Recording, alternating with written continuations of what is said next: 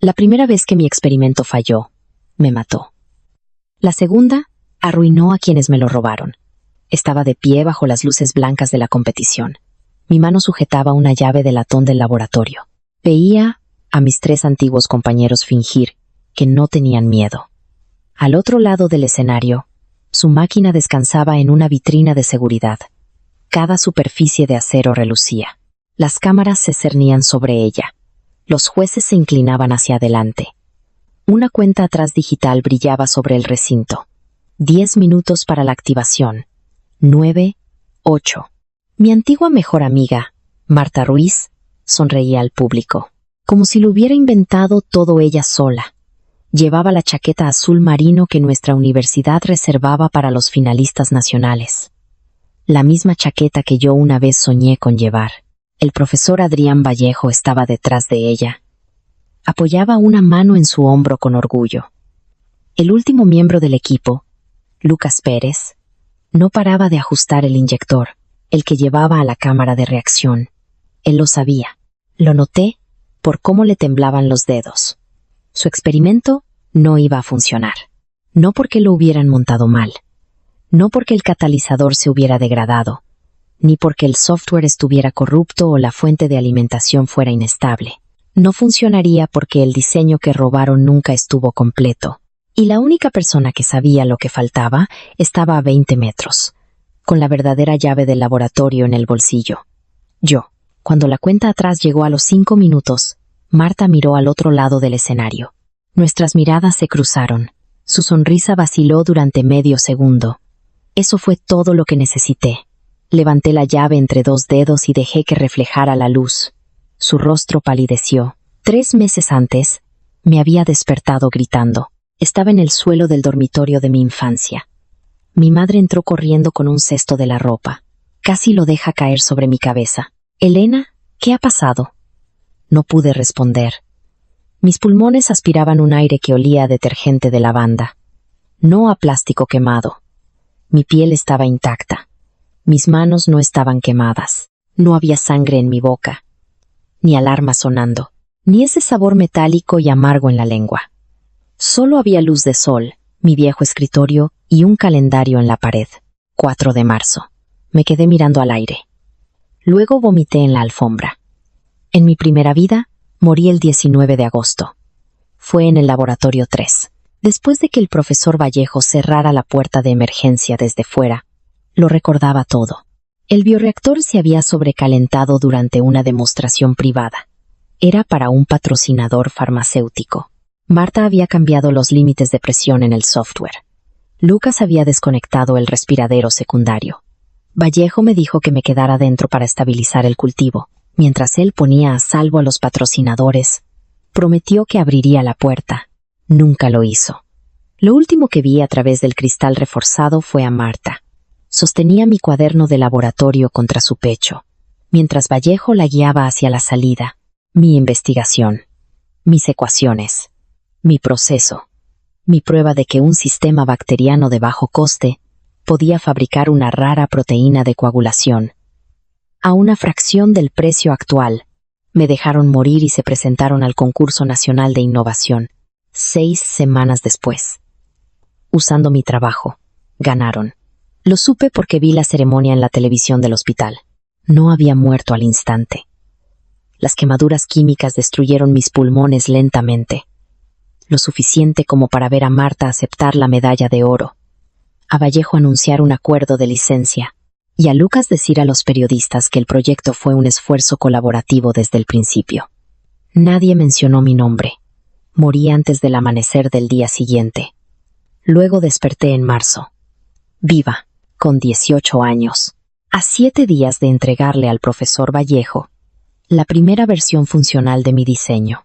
Mi madre pensó que había tenido una pesadilla. Dejé que lo creyera. Pasé la mañana tocando cosas ordinarias. El grifo frío del baño. El borde desconchado de mi tazón de cereales. Las suaves orejas de nuestra perra, Pepa. Cada sensación se sentía robada a la muerte.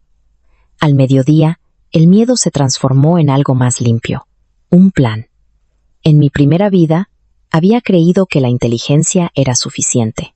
Pensaba que el buen trabajo se protegía solo, que las pruebas importaban automáticamente, que la amistad se convertía en lealtad si invertía suficiente confianza, y que los profesores respetados se comportaban como gente respetable. Renacer no me hizo más sabia. ¿Ser asesinada? Sí. Volví a la Universidad Autónoma de Madrid al día siguiente. Llevaba el mismo abrigo gris de siempre. El campus parecía más pequeño de lo que recordaba. Los estudiantes corrían entre los edificios de ladrillo con cafés y mochilas, ignorantes de que caminaban por el escenario de mi futura muerte. El laboratorio 3 estaba en el sótano del Centro de Ciencias Hawthorne. El acceso requería 2 cosas: una tarjeta de identidad programada y una llave física de latón. La tarjeta abría el pasillo principal.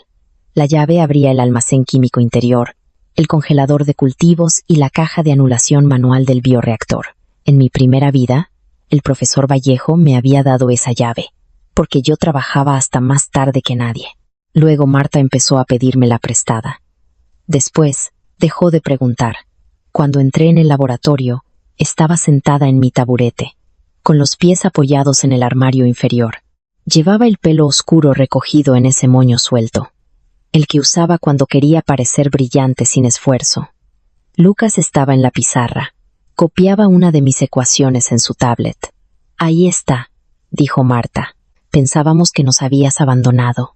La miré y vi 2 caras a la vez. La amiga que había compartido fideos conmigo en experimentos de medianoche y la mujer que se había llevado mi cuaderno mientras yo ardía. Mi cuerpo reaccionó antes que mi mente. El estómago se me encogió. Las yemas de mis dedos se durmieron. Marta inclinó la cabeza. «¿Estás bien?» Sonreí. Nos sorprendió a los 3. «Perfectamente», dije. «Por fin entiendo con qué estoy trabajando». Lucas miró la pizarra.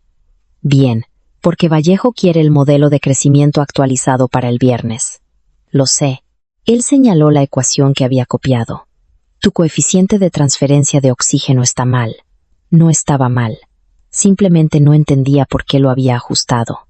Por la geometría modificada de la cámara. En mi primera vida, pasé 40 minutos explicándolo. Esta vez, me encogí de hombros. «Entonces, arréglalo». Lucas parpadeó. «¿Qué?»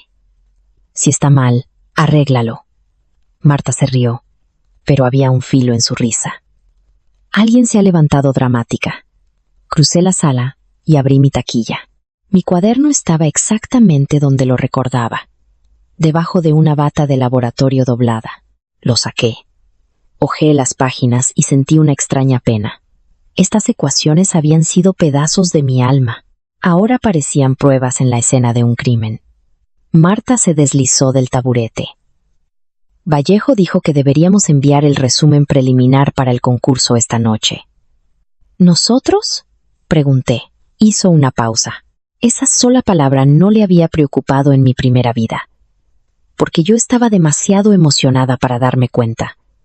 El proyecto empezó como mi investigación independiente.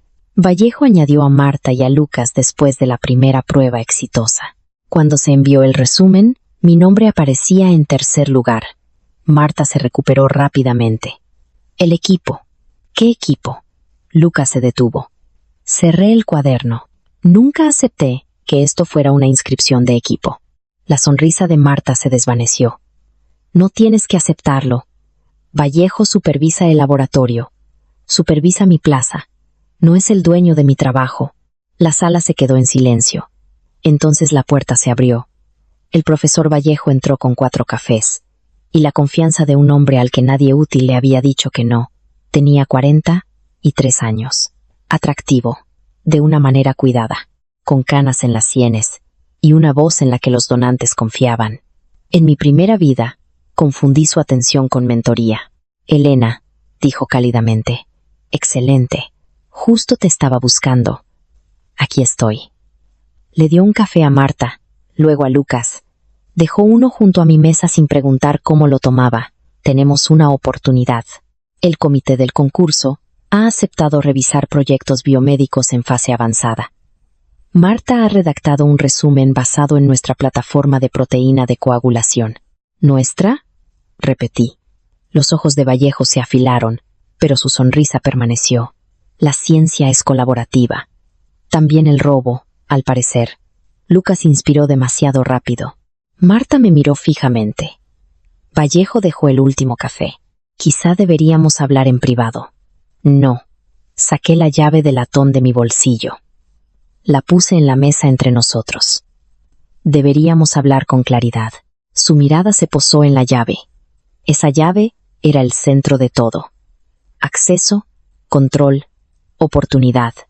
En mi primera vida, se la entregaba siempre que la pedían, porque pensaba que la generosidad demostraba que yo pertenecía al grupo.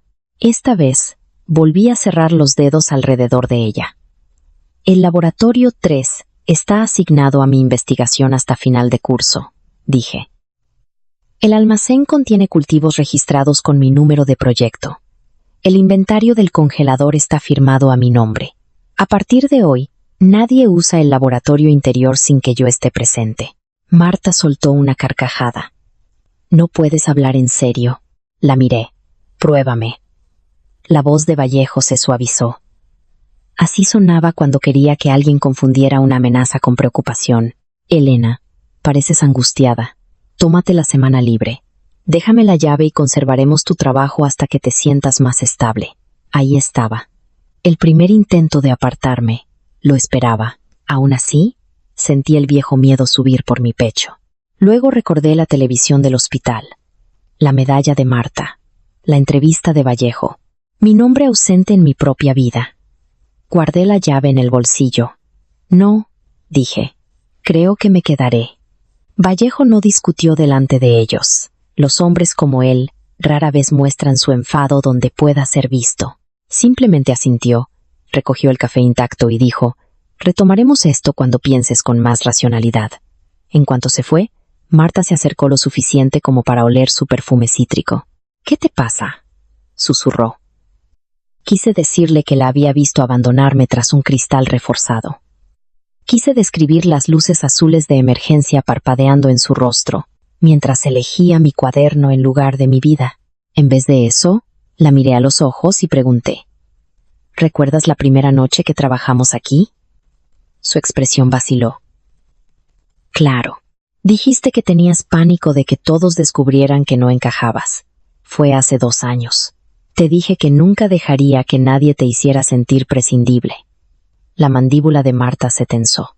Lo decía en serio, dije. Tú no. Por un segundo peligroso, pareció culpable. Luego Lucas se movió detrás de nosotras y el momento se desvaneció.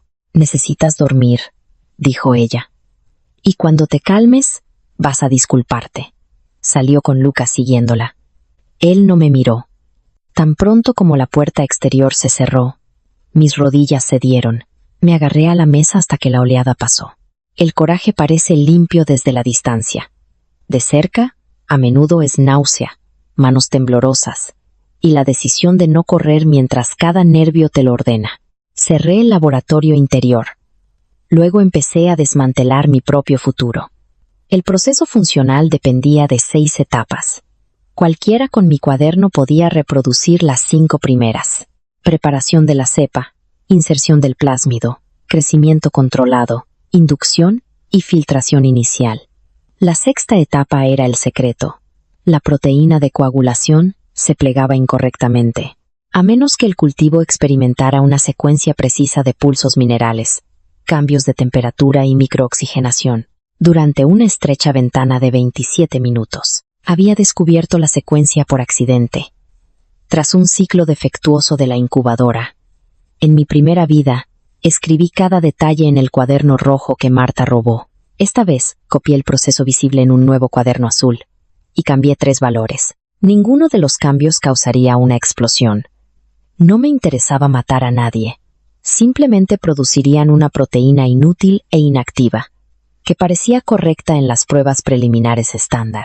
Un hermoso fracaso. Guardé la secuencia auténtica en otro lugar, no en la red.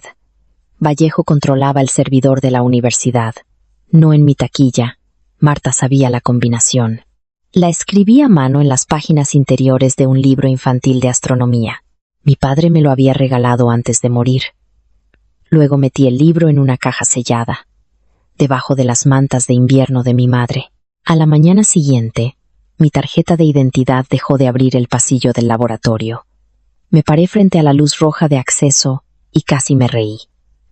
Vallejo se había movido más rápido de lo que esperaba. ¿Algún problema?, preguntó una voz detrás de mí. La doctora Nuria Parra, directora de cumplimiento de laboratorios, se acercó. Llevaba una carpeta y una bolsa de papel que olía a canela. Era baja, enérgica y famosa entre los estudiantes, por terminar experimentos inseguros con una sola ceja levantada. En mi primera vida, la evité porque Vallejo la llamaba obstructiva. Ahora entendía que obstructiva era como la gente deshonesta llamaba a las mujeres que llevaban registros. Mi acceso ha sido desactivado, dije. Ella comprobó el lector de tarjetas. Luego miró su tablet. El profesor Vallejo solicitó una suspensión temporal por bienestar a las 7:12 de esta mañana. ¿Con qué fundamentos? Inestabilidad emocional. Sentí que el calor me subía por el cuello. ¿Aportó pruebas? No, dijo, estudiándome. ¿Pasó algo? En mi vida anterior, habría protegido la reputación de Vallejo, por miedo a parecer difícil. Esta vez saqué mi teléfono. Grabé nuestra conversación de ayer. No era del todo cierto. Había empezado a grabar después de que él entrara, pero antes de que pidiera la llave, capturaba mi acusación, su intento de apartarme y su exigencia de que le cediera el acceso a cultivos registrados bajo mi proyecto. La doctora Parra escuchó sin interrumpir. Cuando el audio terminó, extendió la mano. «Dame tu tarjeta». Se me cayó el alma a los pies. ¿Por qué? Para poder reactivarla. 3 minutos después, la luz se volvió verde. El profesor Vallejo no puede revocar el acceso a un proyecto a través de una solicitud de bienestar, dijo. Él lo sabe. Esperaba que el sistema no fuera revisado el tiempo suficiente para que tú cedieras. ¿Puede echarme del proyecto? No sin una causa documentada y una revisión independiente. Bajó la voz. Pero puede hacerte la vida desagradable. Ya lo ha hecho. Su mirada se posó en mi rostro por un momento. Haz una copia de seguridad de tus registros, en un lugar al que él no pueda llegar. Fotografía cada etiqueta del inventario. Usa la cámara de seguridad cada vez que entres o salgas. Y Elena, sí, no trabajes sola fuera de horario. Las palabras golpearon más fuerte de lo que ella pretendía. Vi la puerta de emergencia, el cristal, a Vallejo alejándose. No lo haré, prometí. Esa promesa lo cambió todo. Durante las siguientes 4 semanas construí 2 experimentos a la vez. El primero era el proyecto que Vallejo podía ver. Introduje datos en el servidor de la universidad. Guardé el cuaderno azul en mi taquilla y permití que Marta y Lucas observaran algunas pruebas. Los cultivos crecían maravillosamente. La proteína filtrada aparecía bajo todos los marcadores esperados. Solo el ensayo funcional final fallaba, exactamente como yo pretendía. El segundo experimento vivía en espacios prestados. La doctora Parra me presentó a Samira Belmonte, una doctoranda que gestionaba un pequeño laboratorio de enseñanza en la 4ª planta. Samira tenía 27 años, vivía privada de sueño y era incapaz de fingir que no veía las injusticias. «Eres la protegida de Vallejo», dijo cuando nos conocimos.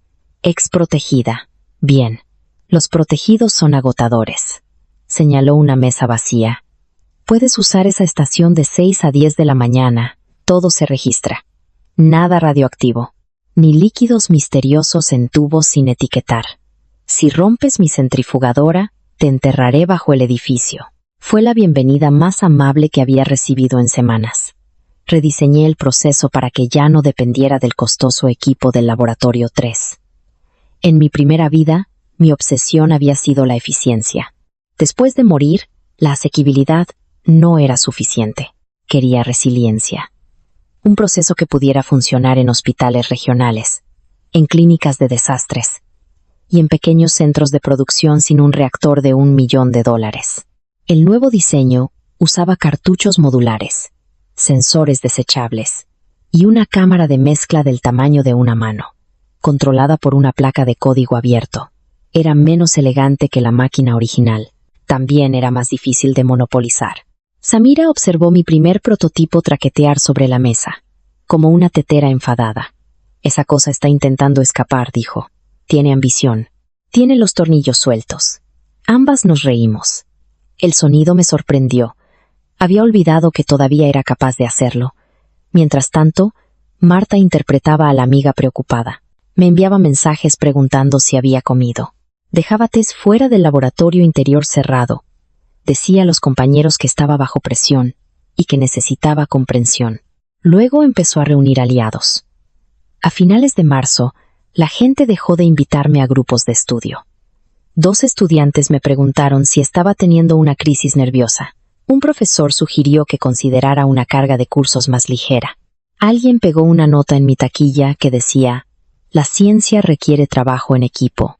Escribí debajo: «También un robo». La nota desapareció en 1 hora.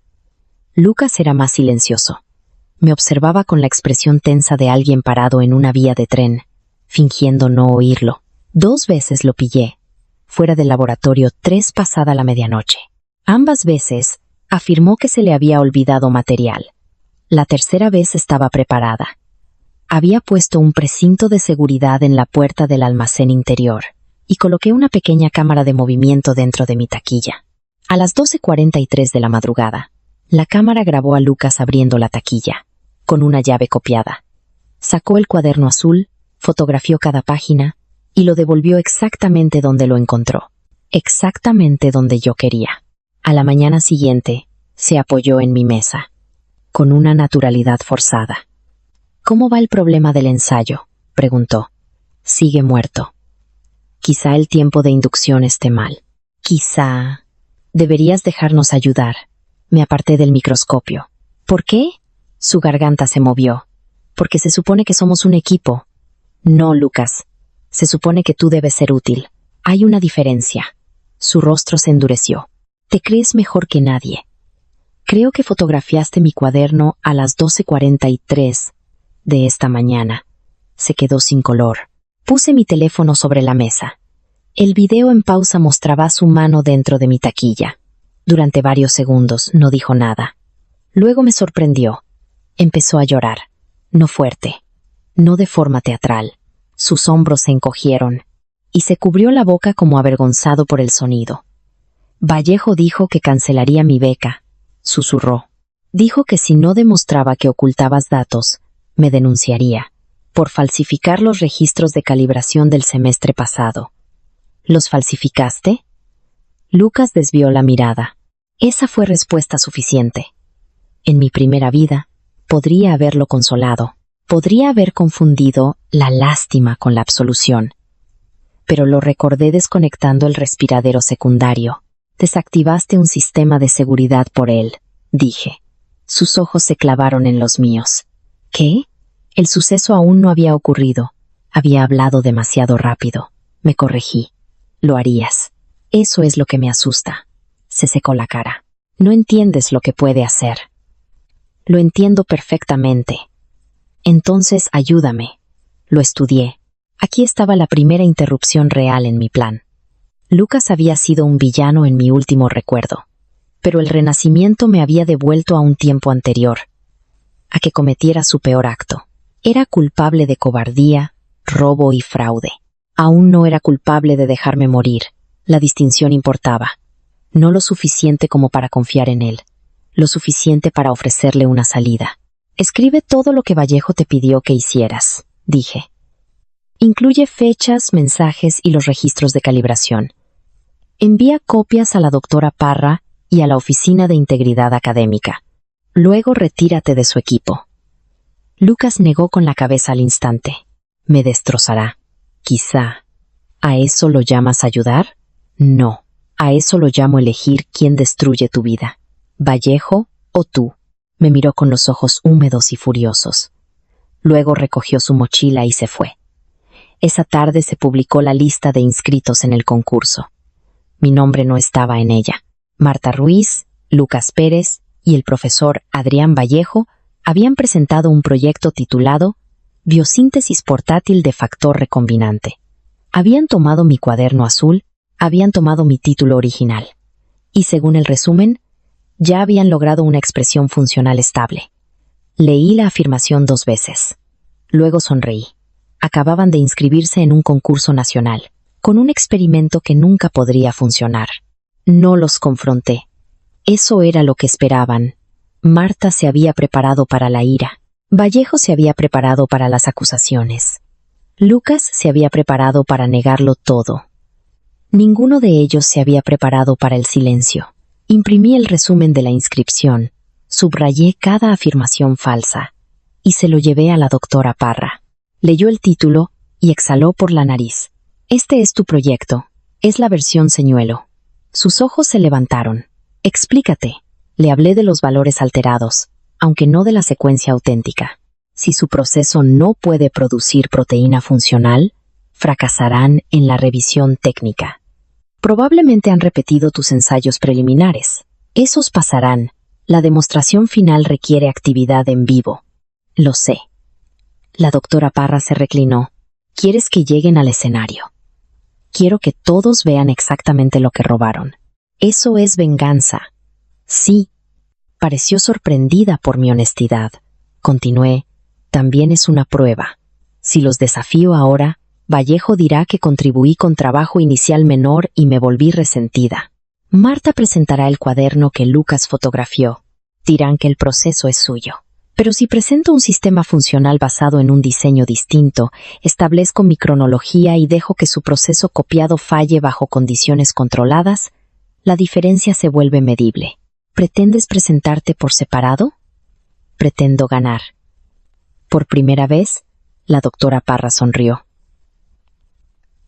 Las inscripciones al concurso se habían cerrado, pero las reglas contenían una excepción para reemplazos institucionales. Cuando un proyecto aceptado enfrentaba una disputa de autoría documentada, Vallejo había contado con que los estudiantes nunca leerían más allá de la página de solicitud. La doctora Parra presentó una disputa formal, adjuntó mis registros de inventario originales y nominó mi sistema modular como la entrada independiente de la universidad. El comité concedió una audiencia preliminar. Vallejo llegó con un abogado. Yo llegué con Samira, la doctora Parra y 3 cajas de almacenamiento. La sala de audiencias no tenía ventanas y un aire acondicionado que hacía clic cada 40 segundos. Marta se sentó frente a mí con un traje color crema. Parecía más herida que nerviosa. Lucas mantenía las manos bajo la mesa. El abogado de Vallejo se presentó. Luego pasó 10 minutos describiendo la colaboración, como si la hubiera inventado. Cuando fue mi turno, abrí la primera caja. Dentro había recibos de compra fechados, registros de congelador, fotos de etiquetas de cultivos, registros de acceso, borradores iniciales guardados en mi dispositivo personal, y videos míos, montando la cámara original meses antes de que Marta se uniera al proyecto. El abogado de Vallejo apenas los miró. El profesor Vallejo no niega que la señorita Serrano participara. ¿Participara?, murmuró Samira a mi lado. El abogado continuó. La cuestión es si su contribución otorga propiedad exclusiva sobre un proyecto de equipo supervisado por la universidad. Comenzó como un proyecto independiente, dije. Vallejo cruzó las manos. Elena, nadie está tratando de borrarte. Mi visión se volvió blanca. Por un instante volví al hospital. Viéndolo agradecer a Marta por su nombre en la televisión nacional, puse ambas palmas sobre la mesa. Entonces, ¿por qué no está mi nombre en vuestra inscripción? Marta respondió antes que él. Porque te retiraste del equipo. Nunca estuve en vuestro equipo. Te volviste hostil y restringiste el acceso a cultivos registrados bajo mi número. No nos dejaste otra opción. Ahí estaba de nuevo. El lenguaje de quienes llaman a sus decisiones inevitables, para no tener que asumirlas. La presidenta del comité, una mujer severa llamada doctora Inma Campos, levantó una mano. Hoy no estamos determinando la propiedad. Estamos decidiendo si ambos proyectos pueden proceder. Pendientes de revisión, señorita Serrano. ¿Su proyecto puede ser evaluado independientemente del profesor Vallejo? Sí. ¿Utiliza el reactor en disputa? No. Abrí la segunda caja y saqué mi prototipo más nuevo. El sistema de cartuchos transparentes no era más grande que una tostadora. El mío está construido para un despliegue de bajos recursos. Cámara diferente, controles diferentes, vía de purificación diferente. Marta lo miró fijamente. No lo sabía. La expresión de Vallejo no cambió, pero su pulgar presionaba con fuerza el costado de su índice. Un viejo hábito. Lo hacía cada vez que un resultado lo sorprendía. La doctora Campos examinó el prototipo. ¿Puede producir una muestra activa durante la final en vivo? Sí. El abogado de Vallejo objetó. Permitir un proyecto derivado perjudicaría nuestra candidatura. La doctora Campos lo miró. Un derivado funcional no debería impedir que un original funcione. Samira me dio una patada en el zapato bajo la mesa. Para evitar que sonriera, ambas candidaturas fueron admitidas. Las represalias comenzaron antes de llegar al campus. Mi mesa de la cuarta planta fue despejada. El prototipo había sido trasladado a un armario de material peligroso. El acceso al laboratorio de Samira fue suspendido por supuesta investigación no autorizada. La doctora Parra recibió una notificación. Su manejo de la disputa sería sometido a una revisión administrativa. Vallejo tenía amigos, también tenía hábitos. Cada acción de represalia llegaba a través de sistemas universitarios, creando un registro. La doctora Parra apeló. Samira contactó con su sindicato de doctorandos.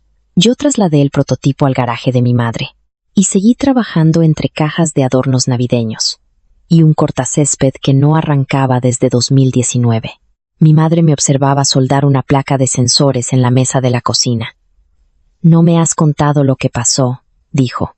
«Estoy tratando de evitar que alguien se apropie de mi trabajo. ¿Es por eso que te despiertas llorando?» El soldador se detuvo en mi mano. Había ocultado mal las pesadillas. Se sentó frente a mí. «Llegaste a casa en marzo. Parecías haber sobrevivido a algo. He estado esperando a que me lo contaras». No podía explicar el renacimiento sin parecer enferma. No podía decirle que recordaba morir mientras ella me sostenía la mano junto a una cama de hospital. En esa primera vida, ella se había culpado por animarme a unirme al laboratorio de Vallejo. Así que le di la verdad más cercana. Confié en personas que me habrían dejado salir herida para protegerse a sí mismos. Su rostro cambió. ¿Te hicieron daño? Todavía no. La respuesta la asustó, pero no la llamó irracional. Cruzó la mesa y me agarró la muñeca. Entonces no vas a ningún sitio sola. Lo sé. No, Elena. Dilo como si lo sintieras. No iré sola. A partir de entonces, me llevó a cada prueba nocturna. Se sentaba en el garaje con una manta sobre los hombros y leía novelas de crímenes mientras los cartuchos funcionaban. Aprendió a reconocer el zumbido estable del motor de mezcla. Etiquetaba tubos de muestra con una letra más clara que la mía. Cuando el tercer prototipo produjo factor 9 activo, lloró antes que yo. El resultado llegó a las 2:16 de la mañana. Sostuve la tira de ensayo bajo la luz del garaje, viendo el color intensificarse hasta el rango que no había logrado alcanzar durante meses. En mi primera vida. «Funciona», susurré. Mi madre levantó la vista de su libro. «Claro que funciona». «No, no lo entiendes». Se levantó y me rodeó con sus brazos. «Entiendo lo suficiente». Por un minuto, la venganza desapareció. Vallejo, Marta, el concurso. Incluso mi muerte se volvieron distantes. Solo estaba el hombro de mi madre bajo mi mejilla y la certeza de que esta versión de mí había vivido lo suficiente para ser abrazada de nuevo. Entonces la puerta del garaje traqueteó. Alguien intentaba abrirla desde fuera. Mi madre se quedó helada. Apagué la luz de la mesa. El motor se detuvo. Una sombra se movió bajo la puerta, bloqueando la farola durante 2 segundos, luego 3. La manija se movió de nuevo. Cogí mi teléfono. Antes de que pudiera marcar, una voz llamó suavemente. «¿Elena?» «Lucas». No abrí la puerta. «¿Qué haces aquí? Necesito hablar». «¿A las 2 de la mañana?» «Vallejo sabe que construiste otro sistema». Mi madre cogió la pesada linterna de metal junto al banco de trabajo. «¿Cómo?», pregunté. Marta lo vio en la audiencia. Me dijo que averiguara dónde estabas haciendo las pruebas. «¿Y lo trajiste hasta aquí?» «No. Apagué el móvil a 3 calles de aquí». Casi me reí de lo absurdo. «¿Quieres un aplauso? He traído algo». Un sobre se deslizó por debajo de la puerta del garaje. Esperé antes de cogerlo. Dentro había una cadena de correos electrónicos impresa. Entre Vallejo, Marta y un representante de Biocorp Harrow. La compañía le había prometido a Vallejo un puesto de consultor y a Marta una beca remunerada, si su demostración en el concurso tenía éxito. Un mensaje se refería a asegurar el control exclusivo de la vía de optimización de Serrano. Otro instruía a Lucas para que obtuviera la llave de latón del laboratorio, para poder retirar las muestras de cultivo originales antes de la revisión de autoría. El último correo se envió esa tarde. A.B. Si Pérez no puede recuperar la llave, Ruiz lo hará en la inspección de seguridad del jueves. Una vez transferido el inventario, Serrano no tiene base física para su reclamación. El jueves será mañana. Miré la caja de herramientas cerrada bajo mi mesa. La llave estaba dentro. ¿Por qué me das esto?, pregunté. La respuesta de Lucas llegó a través de la puerta metálica, porque me dijo que el fallo del respiradero iba a ser culpa tuya. La sangre se me heló. ¿Qué fallo del respiradero? El respiradero de presión secundario del reactor. Quiere que se desconecte antes del concurso, para que la máquina alcance el rango objetivo más rápido. Le dije que no era seguro. Dijo que la prueba en vivo es demasiado corta para que importe. Y si pasa algo, el registro de mantenimiento mostrará que tú fuiste la última titular autorizada de la llave. El futuro se estaba repitiendo. Diferente fecha, mismo respiradero, misma mentira. Por un momento, no pude respirar. Mi madre abrió la puerta lateral antes de que pudiera detenerla. Lucas estaba en la entrada, empapado por la lluvia. Su rostro, gris de miedo. Ella le apuntó con la linterna al pecho. Tienes 30 segundos para explicar por qué no debería llamar a la policía. Él levantó ambas manos. Deberías llamarlos. Esa respuesta lo salvó. Llamamos a la seguridad del campus, a la doctora Parra y a la oficina de seguridad del concurso. Lucas prestó declaración grabada. Entregó sus mensajes y admitió haber copiado mi cuaderno. Al amanecer, el reactor en disputa fue precintado, pendiente de inspección. A mediodía, el precinto había sido retirado. Vallejo presentó una autorización de emergencia, firmada por el vicerrector de investigación de la universidad, un hombre que también formaba parte del consejo asesor de Biocorp Harrow. La oficina de seguridad del concurso aceptó un certificado de ingeniería privado, que declaraba que el reactor era conforme. La máquina sería permitida en el escenario. Lucas se retiró del equipo de Vallejo esa tarde. Su nombre permaneció en el programa oficial porque el plazo para cambios había pasado, pero Marta lo reemplazó con un investigador de posgrado, que no sabía nada del proyecto. Vallejo llamó a Lucas inestable. Marta publicó una declaración sobre traición y resiliencia. Biocorp Harrow amenazó con acciones legales por los correos filtrados. Esperaba que Lucas desapareciera. En cambio, testificó ante el panel de autoría. La cobardía no había desaparecido de él. Tembló durante toda la declaración. Pidió descansos. Vomitó en una papelera después. Pero dijo la verdad. A veces, la redención no es una gran transformación. A veces es una persona aterrorizada haciendo una cosa necesaria, antes de que el miedo le haga cambiar de opinión. 2 días antes de la final, Marta me acorraló fuera del antiguo laboratorio. «Lo destruiste», dijo. «Lo hizo Vallejo. Le diste un ultimátum a Lucas. Le di una elección. Siempre te hace sonar justa». Sus ojos brillaban de agotamiento. «¿Te crees inocente? Saboteaste el cuaderno. Querías que nuestro experimento fallara». «¿Nuestro? ¿Sabes a lo que me refiero?» «Sé exactamente a lo que te refieres». Se acercó más. «Dame los valores correctos. Para la fase de activación», dijo. «Dámelos y volveré a poner tu nombre en la inscripción». La oferta era tan insultante que parecía irreal. «Robaste mi trabajo. Me excluiste. Y ahora me ofreces darme crédito si hago que el robo funcione. Aún podemos arreglarlo». «No, tú aún puedes perder». Su rostro se endureció. «Vallejo dice que tu maquinita de garaje no puede escalar. Entonces no tienes nada de qué preocuparte». Cuando me di la vuelta, agarró el bolsillo de mi abrigo. Sus dedos se cerraron sobre el contorno de la llave de latón. Por un instante, ninguna de las dos se movió. Luego tiró. Le sujeté la muñeca. La cámara del pasillo sobre nosotras parpadeó en rojo. Marta la vio y me soltó. ¿Estás enferma?, susurró. Saqué la llave de mi bolsillo y la sostuve entre nosotras. Esto es lo que querías, ¿verdad? No te mereces ese laboratorio. Puede que no. Apreté los dedos alrededor de la llave. Pero tú no volverás a entrar en él con lo mío. Fui al despacho de la doctora Parra y devolví formalmente la llave a la custodia de la universidad. Ella la metió en un sobre de pruebas, firmó el sello, y luego me la devolvió bajo la investigación de autoría. Porque los cultivos registrados seguían siendo mi responsabilidad. Por primera vez, la posesión estaba documentada correctamente. Había recuperado la llave de mi laboratorio. Ahora solo tenía que sobrevivir al concurso. La final tuvo lugar en el Palacio de Congresos de Madrid. Ante 800 espectadores y una retransmisión en directo, 12 equipos ocupaban puestos de demostración separados, dispuestos alrededor de un escenario circular.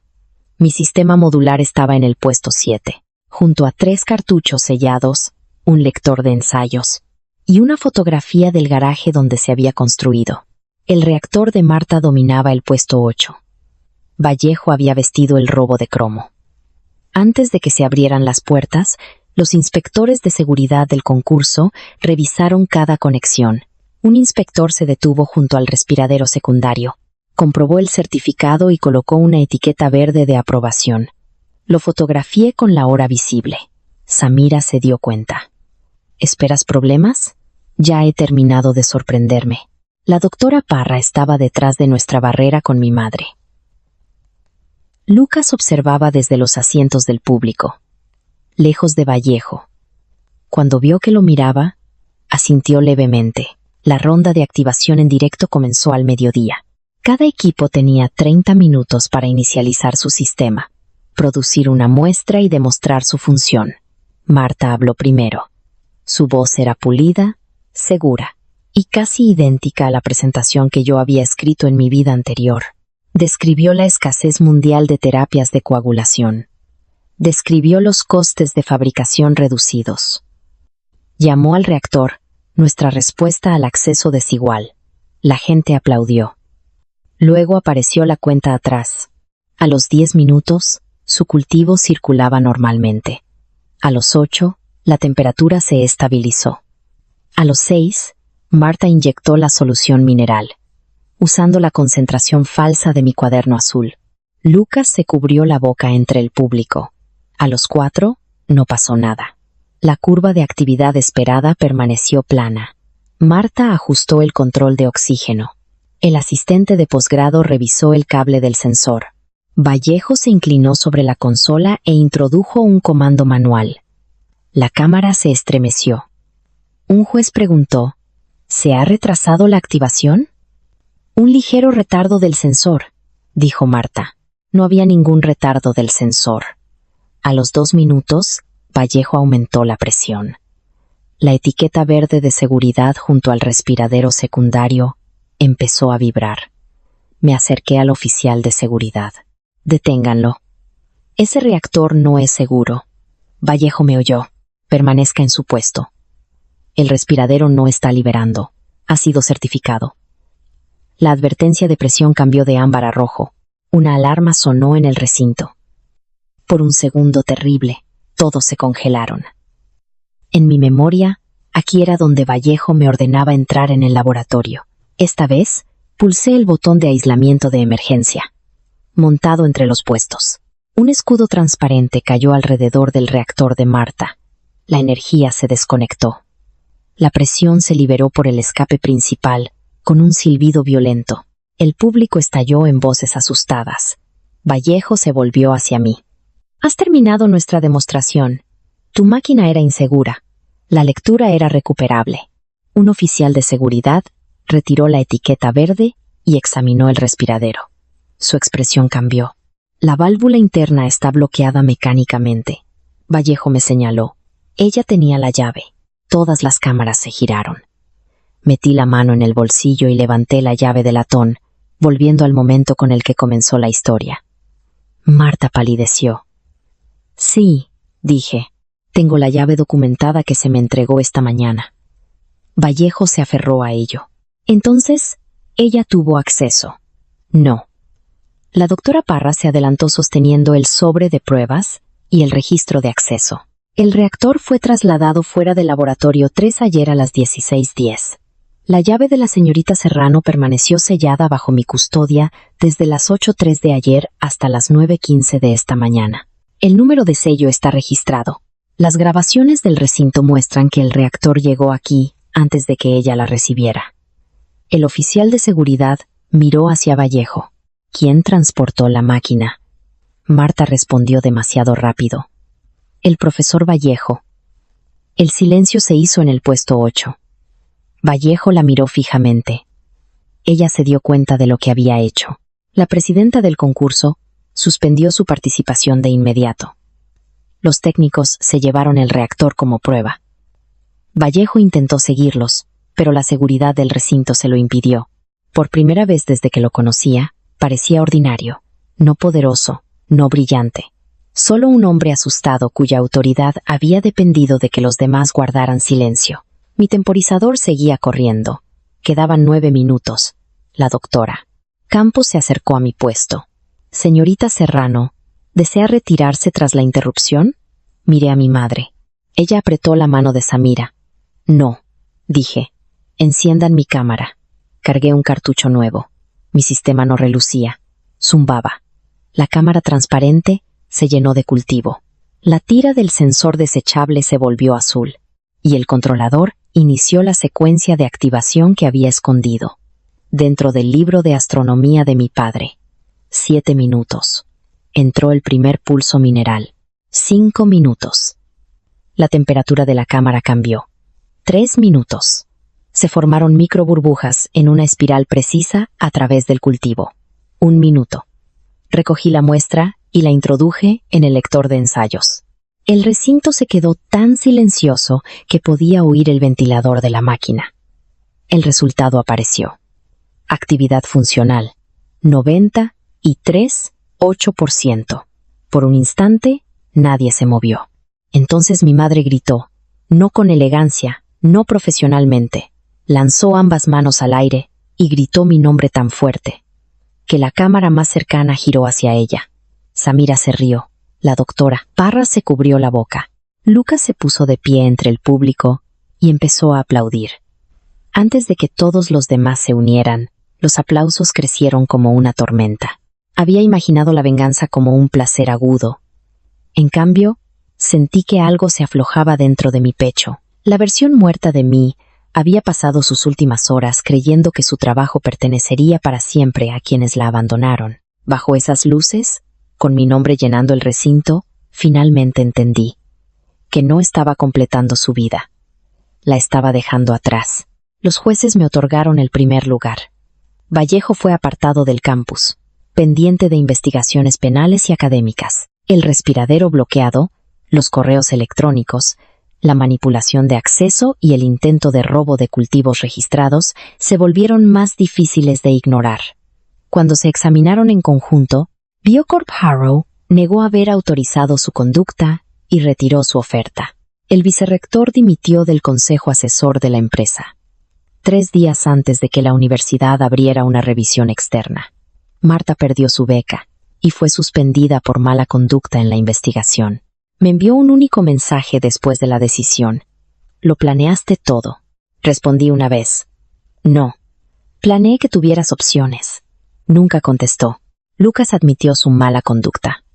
Perdió su beca durante 1 año y repitió 2 asignaturas. También se convirtió en el testigo principal en la investigación de seguridad. No nos hicimos amigos. El perdón no era una puerta que le debiera.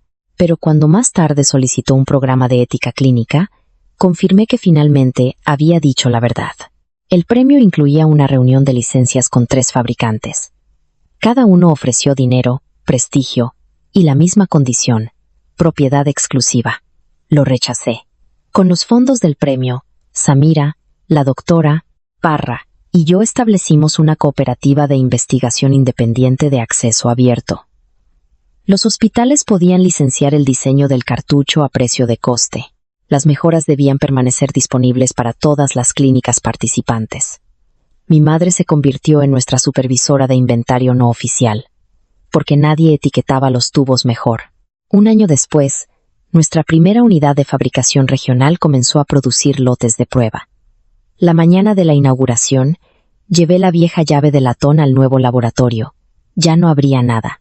Nuestras puertas usaban acceso digital auditado, doble autorización y sistemas de liberación de emergencia automáticos.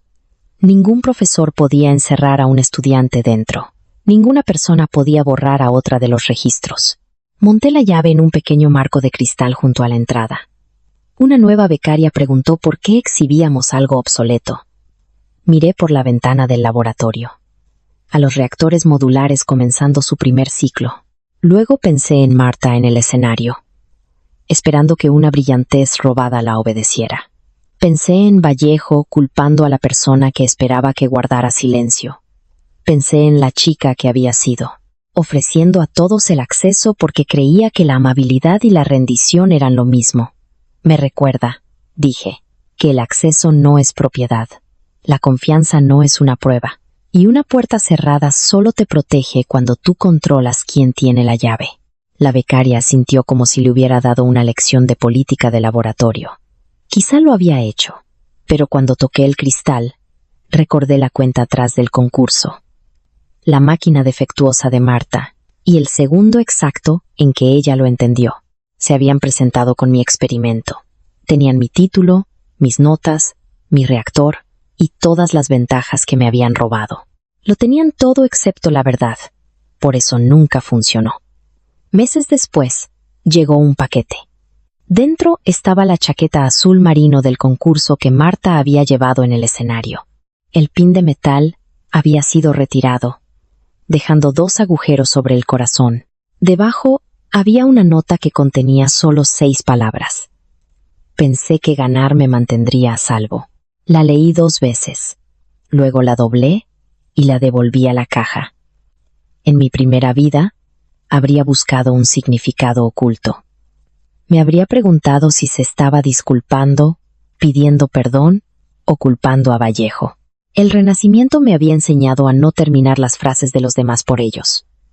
Doné la chaqueta al departamento de teatro de la universidad. La caja fue al reciclaje. Esa tarde, entré en el laboratorio mientras el atardecer pintaba cada cámara de cristal de dorado. Mi madre saludó desde el inventario. Samira discutía alegremente con un sensor. Una nueva estudiante registraba sus resultados bajo su propio nombre. La puerta se abrió automáticamente. Esta vez, nadie estaba detrás de mí esperando para quitarme la llave.